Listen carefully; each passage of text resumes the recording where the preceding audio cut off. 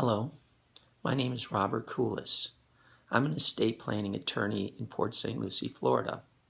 And our topic today is trust administration. But before we talk about trust administration, we need to know what a trust is. Well, a trust is very similar to a will.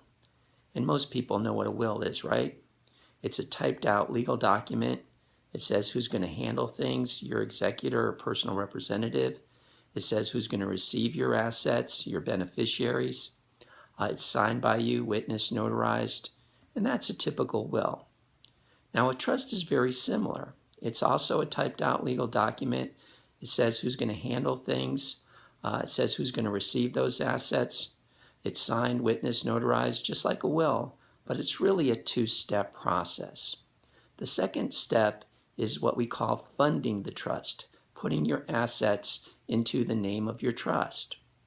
Whereas a will cannot hold assets, a trust is able to hold assets. Whereas a will goes through probate, meaning it has to go through the court system to get those assets distributed, a trust is able to avoid that probate. So what is trust administration?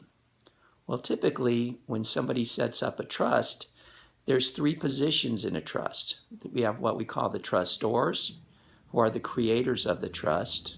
We have the trustees, who will manage the assets in the trust, and we have the beneficiaries, and these are the people that will spend and use the assets in the trust. And typically when somebody sets up a trust, they hold all three positions. So during their lifetime, it's really business as usual. But upon their death, they've named a successor trustee, the person that will take over after they're gone and then administer the trust. And that's what we call trust administration. So the successor trustee's job is to fulfill the terms of the trust. Now, the successor trustee has something called a fiduciary duty to handle those assets, meaning they have to do what the trust says.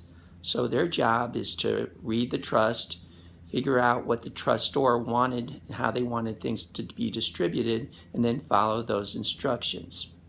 So what's the benefits of using a trust?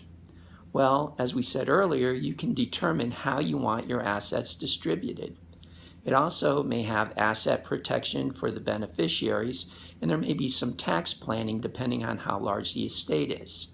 So, for example, if the beneficiary of a trust are minor children, most people don't want those assets to go to the minors outright because they're not able to handle it. They may not be mature enough. So they may put provisions in there where the successor trustee will manage those assets until those children reach a specific age, maybe the age of 25. Sometimes clients have beneficiaries that are not able to manage assets. They're what we call spendthrifts. So instead of giving them the money outright, the trustee can dole it out over a period of time in small amounts. That way that person has money coming in over their lifetime rather than a big lump sum and then becoming destitute. So those are the advantages, or some of the advantages of having a trust. Now, a trust is more time efficient and generally less expensive than probate. So thank you for listening to me today, and we'll be talking to you next time. Have a great day.